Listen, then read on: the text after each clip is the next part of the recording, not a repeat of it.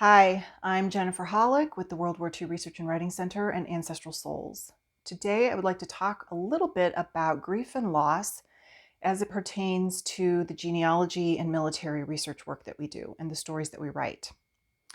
Now, grief and loss are not something that the community of researchers normally will talk about because it's an emotion. It is not something that we can document as a fact with a paper trail behind it. And it's still kind of a taboo topic because it merges away from the facts.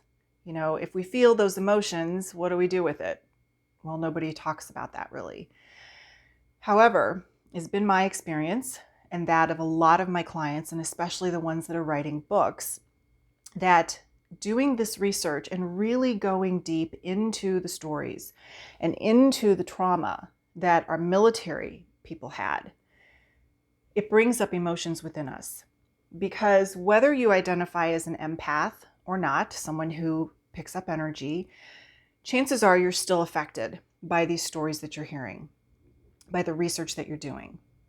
And, you know, if you're a professional and you've spent years reading death files for military or death certificates or traumatic events in newspaper articles or other things, you know, you're going to be affected by that. It may take time to build up within you, and then something will trigger you, and all of this emotion floods out. You may not know where it comes from, but often it can be an accumulation of things that have been building up. Now, one of the things that we talk about in my masterclass, Your Family's War Journey, is on grief and loss, because there is a grieving process for the soldier when he goes off to war. He is leaving his family behind. When he comes home, there is also grief because he's left the men that he's fought and died with. There's also grief about how the family has to now figure out how to resume and move forward with this big traumatic event that happened around the world. Because it didn't just happen to the soldiers, sailors, Marines, airmen that were fighting. It happened to every single one of us. The wives, the mothers, the children that were at home felt it, and they really felt it once the service members came home and they either shoved everything down, kept it quiet, or the PTSD, which was undiagnosed at that time, came raging out. We look at some of this in the masterclass, and then we look at the journey that the author, the daughter of the soldier, took by running away from home to try and deal with some of her issues and some of her grief. But, you know, if most of us have done that, we've tried to escape our family patterns, the grief, the trauma, the drama, whatever was going on for us that we just couldn't handle. A lot of us have tried to run away. I've done that. But at some point, you actually have to go home, whether that means physically go home and do the work or go within and do the work. So we see the author take this journey, running away from home, getting into a marriage, leaving the marriage when she sees the pattern that has developed, and then starts her own healing journey. Her healing journey takes many different paths, just like everybody's does. There is not one path forward to move through grief and loss and trauma and drama and everything else that happens to us or our families. But she gives us at least 15 steps to move through that.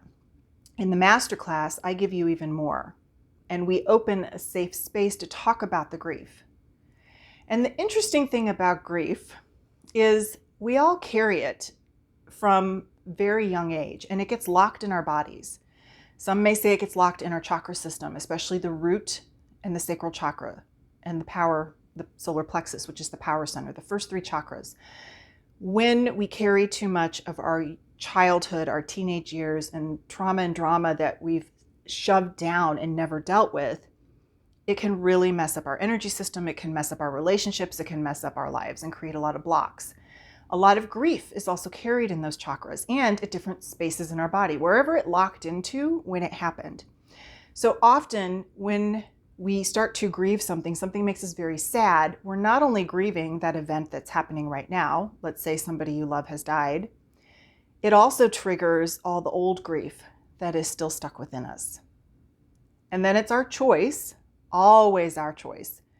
Do we look at it and start to dissect it and heal it and let it go? Or do we shove it back down and wait for it to emerge in a nastier way, or maybe make us sick or kill us? All these things can happen when we keep repressing all of these emotions our entire lives and we don't look at it. So in this masterclass, through the facilitation, through the reading, through the writing prompts, through the additional resources, we're going to open this space and talk about grief. If you've studied grief, I can tell you there are many different kinds that have been labeled out there, but in reality, grief is grief.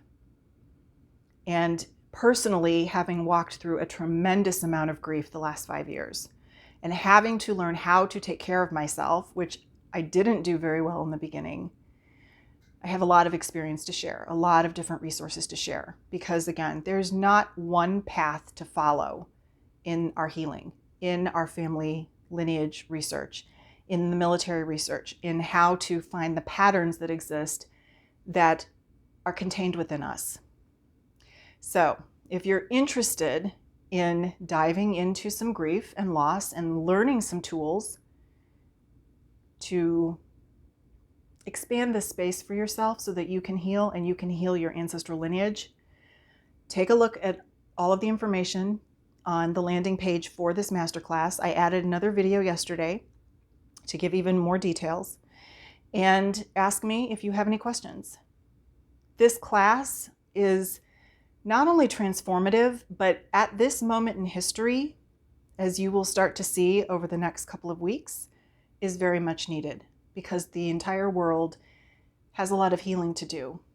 And so I invite you to take that first step, especially if you're a genealogist or military researcher, and let's start with you, and let's start with your family and the research, and let's start to heal. I look forward to working with you. If the timing does not work out for this class, I will be offering it again later this year.